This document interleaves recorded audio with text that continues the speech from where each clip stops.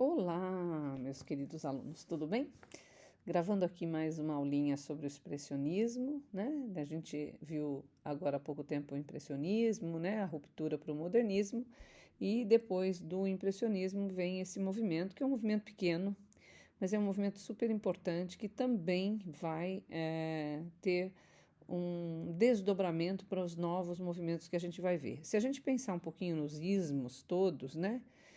Que começou um pouquinho antes, né? A gente já tem o neoclassicismo, aí a gente tem o romantismo, o realismo, né? Por isso esses ismos todos, a gente entra no impressionismo com a primeira quebra, a primeira ruptura, e daí para frente a gente vai ver vários movimentos. Mas são movimentos pequenos, por quê? Porque, primeiro, eles estão acontecendo mais ou menos ao mesmo tempo, né? Mas em locais diferentes. E alguns artistas, e vocês vão ver um deles aqui, que nós denominamos de expressionista, na verdade ele nem era um expressionista na época, né? Ele foi elevado a essa condição porque a sua obra cabe muito bem no expressionismo, tá? Então, o que é o expressionismo? Enquanto o impressionismo lá atrás estava muito tranquilo, né, vivendo uma época boa, uma época de liberdade, onde não tem uma preocupação mais, acabou a guerra, né? A vida será boa, vamos viver, vamos ser felizes. O expressionismo vem contrapor tudo isso, tá? Ele vem trazer um drama do homem, esse drama interior do homem, né? As mais profundas emoções que o homem sente. E aí sim são emoções muito fortes e muito contraditórias em relação ao mundo. Então há um pessimismo ainda em relação ao que eles estavam vivendo. Então, esses artistas que a gente chama de expressionista, eles vão fugir, da mesma forma que os artistas impressionistas já fugiram das regras tradicionais de equilíbrio, regularidade, forma e harmonia das cores, vão fugir de tudo isso para trazer o quê? A angústia, né? Então, esse é um artista que vai interpretar as angústias desse homem do início do século XX, tá? Para fazer isso, eles têm que achar uma solução plástica. Qual é a solução plástica? Eles vão deformar a realidade, né? E deformando a realidade, eles vão expressar essa força do pessimismo em relação ao mundo que eles estão vivendo. Aí tem uma frase, e aí é muito legal porque eu preciso explicar uma coisa para vocês. A partir desse movimento, quase todos os movimentos que vão adentrar daqui para frente, vai haver um literato ou literários que vão trazer algo para falar do movimento, tá? Então a gente vai ter sempre alguém que comenta, que fala e que traz o que é esse movimento. E aqui a gente tem, eu gosto muito deste trecho, é muito grande os trechos, não daria para ler tudo, mas eu vou ler esse trecho porque eu acho muito interessante. E esse trecho nos cabe até os dias de hoje. Olha, nós não vivemos mais, somos vividos. Não temos mais liberdade, não sabemos mais nos decidir. O homem é privado da alma. A natureza é privada do homem. Nunca houve época mais perturbada pelo desespero, pelo horror da morte. Nunca silêncio mais sepulcral reinou sobre o mundo. Nunca o homem foi menor, nunca esteve mais irrequieto. Nunca a alegria esteve mais ausente e a liberdade mais morta. E eis que grita o desespero. O homem pede gritando a sua alma. Um único grito de angústia se eleva do nosso tempo. A arte também grita nas trevas, pede socorro, invoca o espírito. É o expressionismo. Olha o tamanho da dor deste homem, né? Olha o que ele traz para nós, tá? Ó, eu não vivo mais, eu sou vivida, tá? Eu não tenho mais liberdade, eu não consigo me decidir mais sobre nada. Então, isso tudo também são resquícios da guerra, são resquícios do medo que estão presentes nesses homens que vão trazer o expressionismo, tá?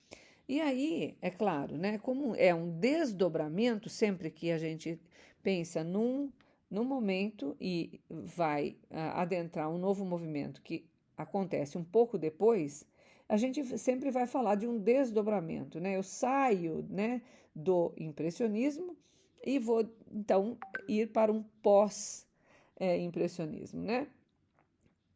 Só que é óbvio que todas as influências daquele momento, as influências culturais, as influências dos outros artistas, das suas formas de pintar, vão vir e estar presente dentro desse movimento, tá certo? Então, nós temos uma série de artistas que nós consideramos impressionista ou pós-impressionista. E desses artistas, alguns caminharão para o expressionismo, tá? Aí a gente tem artistas como o Vincent van Gogh, o norueguês Edvard Munch, que é um dos mais conhecidos como um expressionista. Também nesse momento está acontecendo dois grandes movimentos que a gente fala muito pouco, porque primeiro são movimentos franceses, estão muito mais ligados à arquitetura do que às artes plásticas, que é a Art Nouveau e o simbolismo, tá? Então, a gente acaba não trazendo tanto esses movimentos, mas também são movimentos que estavam acontecendo na mesma época. Então, o que é o expressionismo? Baseado na explosão da emoção, né? Aí, o que ele vai fazer? Ele vai usar aquela imagem visual, aquela imagem plástica, né? Que está dentro dele, né? E ao deformar todas essas imagens, devido a como ele percebe o mundo, né? Ele vai fazer isso de uma forma artística, mas que deixe para nós um pouco essa ideia desse sentimento, desse mal-estar, vamos pensar assim, desse mal-estar social, tá? Bom, foram dois grupos importantes que nós podemos chamar de grupos expressionistas mesmo, que um é a Ponte, que era de Dresden, e o outro Cavaleiro Azul de Munique, tá? São os primeiros e mais importantes desse período, né? Esses dois grupos. É claro que outros grupos em outros lugares também existiram, mas os mais conhecidos e mais famosos são esses, tá? O grupo A Ponte eram muitos agressivos e bem politizados, tá? Um dos seus maiores representantes é o Kirchner. E também o outro grupo um pouquinho mais leve, que é o do Cavaleiro Azul, que trabalha um pouco mais com uma abstração. Trabalham com expressionismo, mas mais o expressionismo abstrato, tá certo?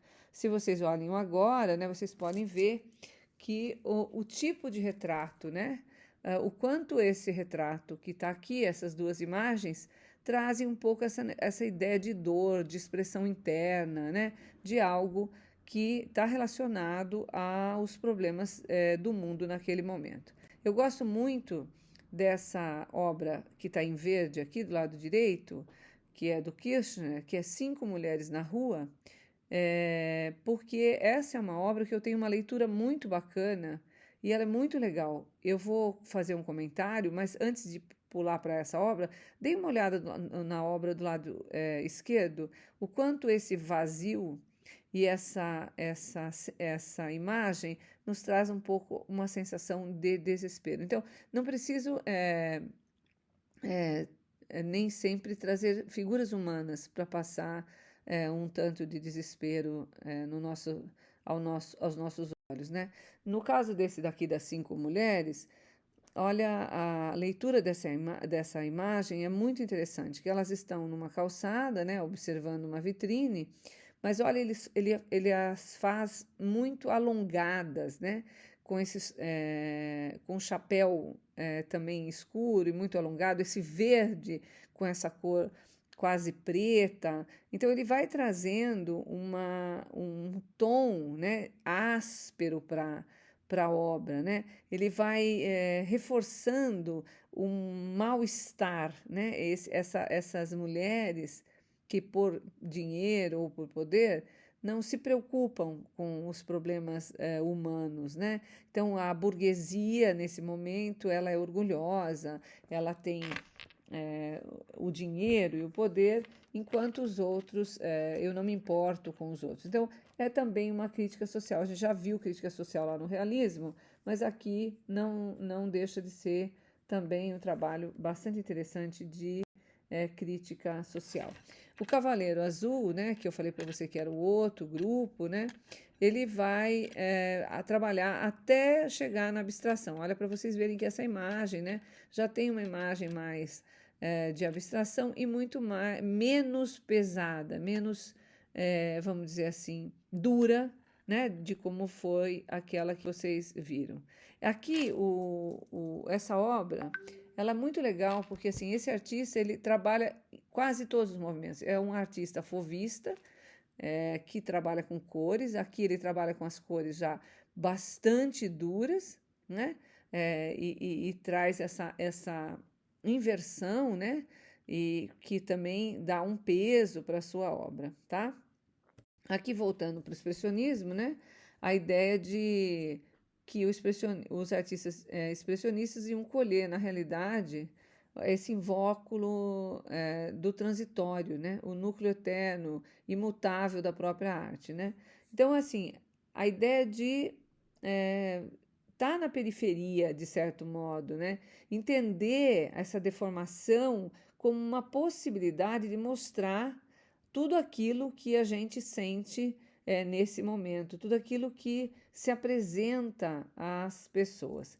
Um dos artistas mais famosos é o artista que fez o Grito. Ele nem a gente não poderia dizer que ele é um expressionista, ele nem era um expressionista de um desses grupos tão conhecido, né? Mas ele é um grande precursor porque ele conseguiu uma dramaticidade muito grande nas suas obras, não só nesta, né? Essa é a mais famosa, é a mais conhecida, que é o Grito, mas todas as obras dele têm esse tom muito, vamos dizer assim, muito íntima, né? Eu diria assim, uma dor que transcende, que aparece, né? Esse homem que está numa ponte que grita, né? E aí o que ele vai fazer? Ele vai trazer para a discussão essas cores que quase nos abafa, quase nos consome, né? Então, uma cor irreal, tá? Ele traz. São muitas obras desta dessa imagem feita pelo próprio artista, né? Ele faz mais do que uma, por isso que vocês vão encontrar várias obras diferentes, né? Aqui, por exemplo, só em preto e branca, tá? No Brasil, a gente também teve o expressionismo, mas foi bem menos, e na América Latina, principalmente como protesto político no México, né? Que o Diego Rivera vai trazer, tá? Mais ou menos na década de 1950, o expressionismo volta a se manifestar, mas daí já completamente diferente. Ele volta com o Jackson Pollock, que é o expressionismo abstrato, tá?